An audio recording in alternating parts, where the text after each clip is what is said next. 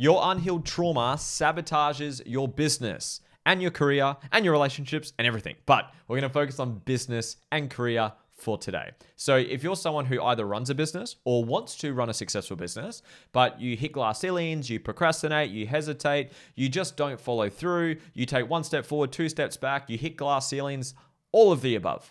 I'm going to explain to you why you're doing that and how you can overcome that today. If you're new to my content, my name is Lewis Huckstep. I am a coach, a speaker, and author. I've written a cheeky little book here.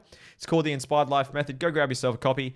And I coach people to find their life's purpose, their true authentic self, how to create their life's vision, which includes money, making money do what you love, relationships, all the above. So if this interests you, pay attention, take some notes, and if you can do me a cheeky favor, if you could like this video and subscribe, it helps more than you realize. It just shares the video to more people can jump on and get free content from me. With that being said, I'm going to begin. So if you're new to my content, if you're not new, you would have heard this a couple of times. Your trauma and your limiting beliefs create your sabotaging patterns, okay? So trauma and limiting beliefs are different. They can come from the same experience and the same condition, but trauma and limiting beliefs are different, even though they can result in the same patterns or the same symptoms or the same challenges or problems that you're experiencing in your life. So I'm going to be focused on trauma today, but you can also insert limiting beliefs, okay? So when I use the word trauma, also insert limiting beliefs if you want to, okay?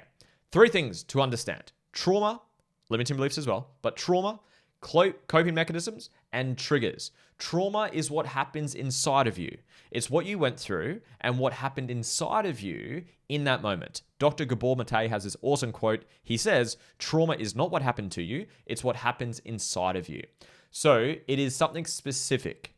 Understand this. It will be a character trait or a behavior. Someone did something or didn't do something that was painful, bad, wrong, shouldn't have happened. Something like this. It could be abandonment, rejection, loneliness, anger, judgment, criticism, controlling, manipulating, XYZ. It goes on and on and on. There are 4,628 traits that human beings can display.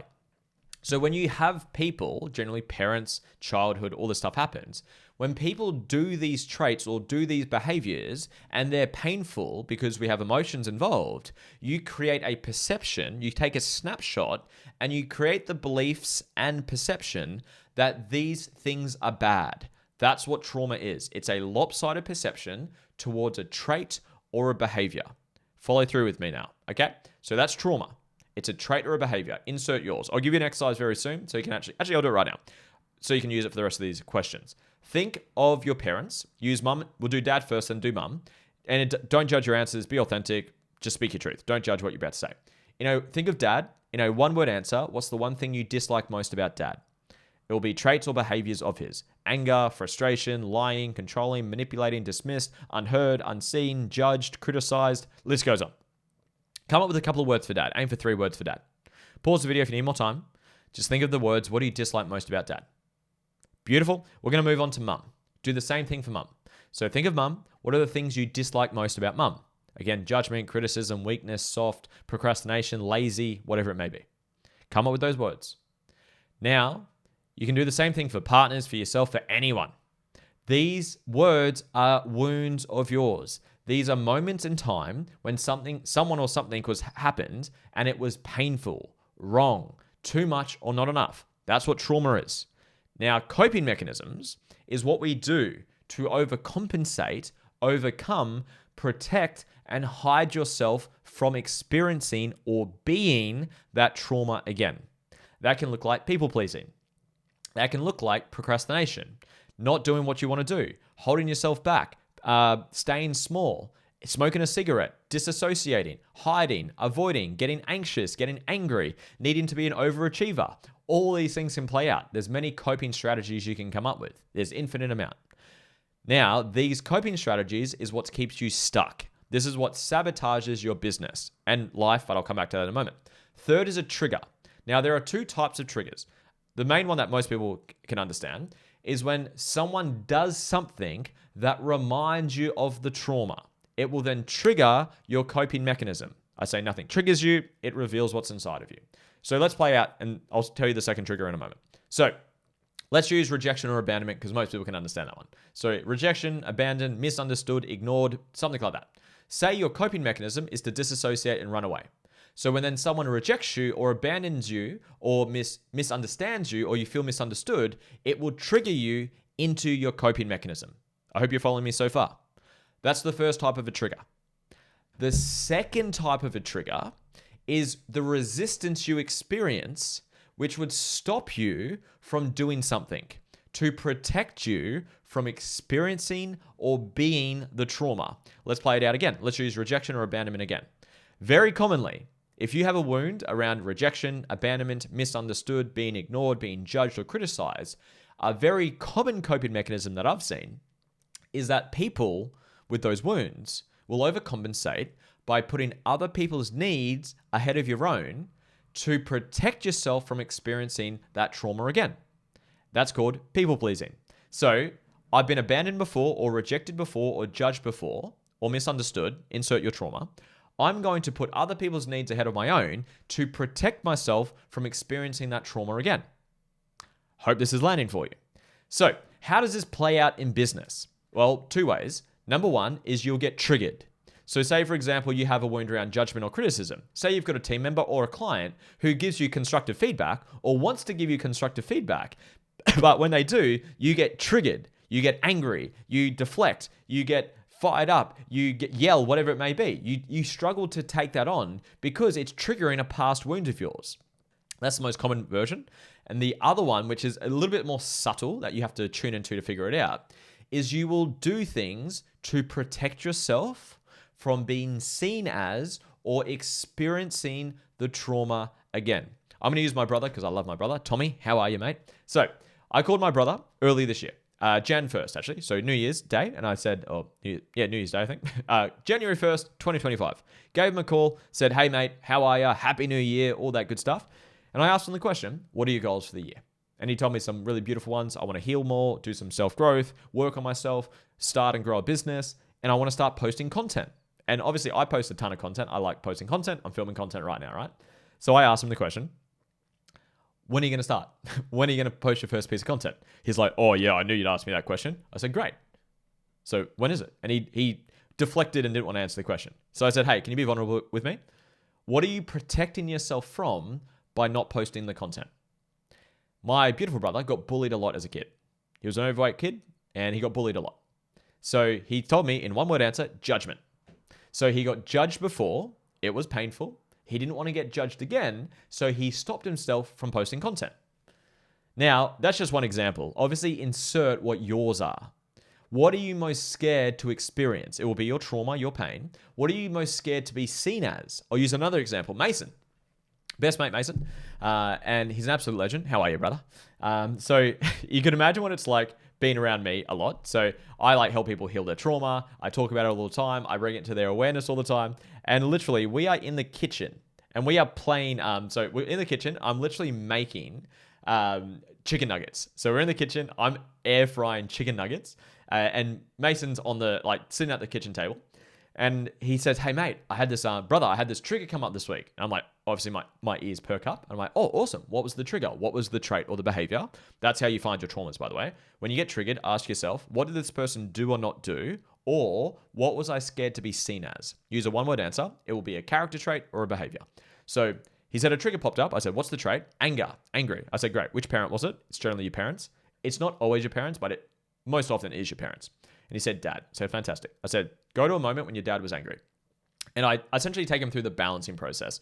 For my clients, or if you don't know what I do, my balancing process is my trauma process. You do the process on the wound. It will heal the wound in one process. It's fucking phenomenal. So anyways, it's just such a funny visual because I'm literally in the kitchen with an air fryer shaking nuggets and he's at this kitchen table processing his stuff. He's got tears coming down his face and we do a process on the trait of anger. Okay. And then once you've done a process, once you've healed the wound, you no longer try to protect yourself from experiencing it and you stop hiding or shaming that part of who you are. Literally the next week, he was more accountable with his team. So he's got a team, runs a business. He was more firm with his team. He held them to higher standards. He was more accountable with his KPIs and systems and processes, because previous to that, when he had the wound that we didn't heal, he was scared to be seen as angry because it was painful. It's his trauma. It's his coping mechanisms. It makes sense, right? I literally spoke to him yesterday or the day before. He just had one of his best revenue weeks in business. His business is growing. The performance is improving. The revenue numbers are improving. And I'm not saying it's purely from that. He's obviously doing other things. But a piece to that is he's no longer scared to experience or be seen as anger or angry, because that's how your trauma plays out. So how does this sabotage your business? Let's wrap it back up to you. Whatever trauma you have or limiting beliefs that you have, it's going to create sabotaging patterns in your business or your career and whole life. But we're focused on business mainly. So you'll get triggered when someone does it to you, a client, a team member, anything, anyone, a provider, a contractor, whatever it may be. When people do traits that you don't like, that you haven't healed from yet, it triggers you. And second, you will protect yourself from experiencing or being seen as that trait or behavior. I'll use a personal example for me personally. So I had a team member. Well, this is back when I owned gyms back in the day, if you guys know my story. And I had this team member. And I hired him. He was a great guy. He's an absolute legend. But he just wasn't the right fit for the role. So he just wasn't performing. He wasn't hitting his numbers. He just wasn't executing at the level that we needed to get done. But he was such a fucking legend. And he had literally moved interstate. So I'm in Queensland. I'm on the Gold Coast, for anyone that doesn't know that. And he had traveled from Sydney up to the Gold Coast, relocated for this job.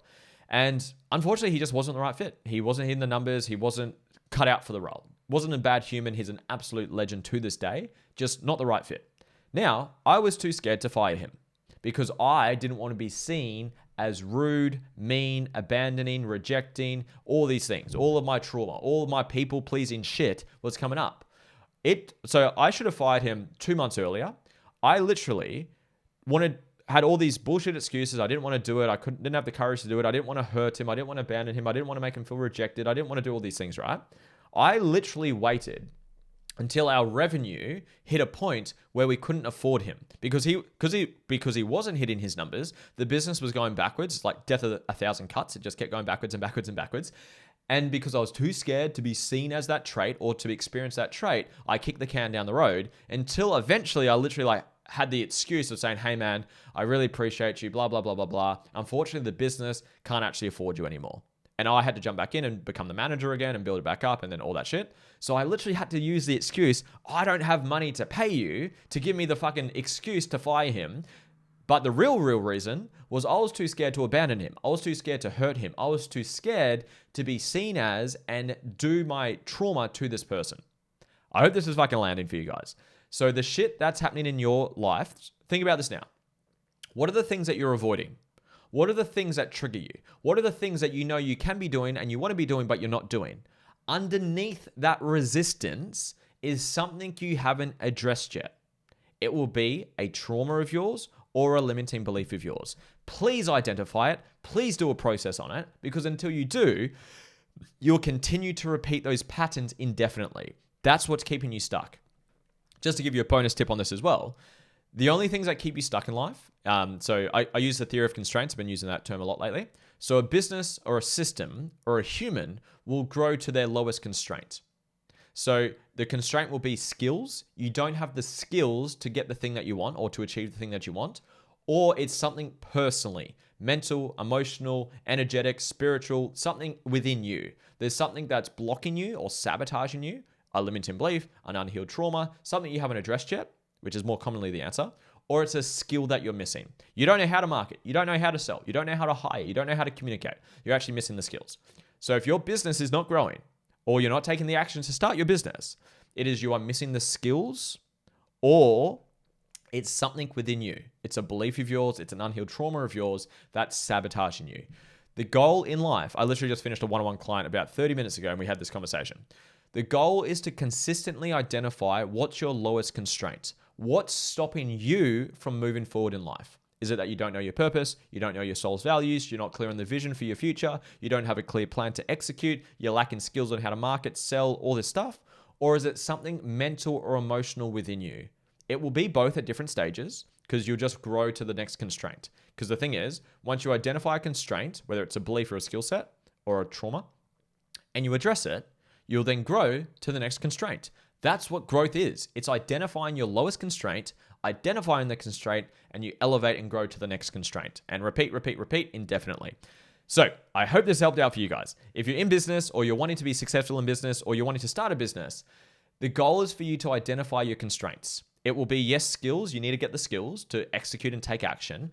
But if you've got resistance, you're avoiding shit, you get triggered by things, which we all have that somewhere, underneath that resistance will be an unhealed trauma or a limiting belief. Identify what the skills are or what the trauma or limiting beliefs are, address them, and then you'll grow to the next one. And repeat, repeat, repeat, repeat, repeat. I hope this landed for you. If you got some value, please leave your comments down below, like and subscribe like I mentioned before. If you'd like to work with me, I have a book, I have a free trial to my coaching, I do in-person events, all the details are down below. The best way you can work with me, grab a free trial and you get a one-on-one call with me personally, and it's only $49 a month if you want to stick around as well. So it's all down below. I appreciate you. Please share this around. I love you. I appreciate you. Go identify your constraints, address them, and grow to the next one. See ya.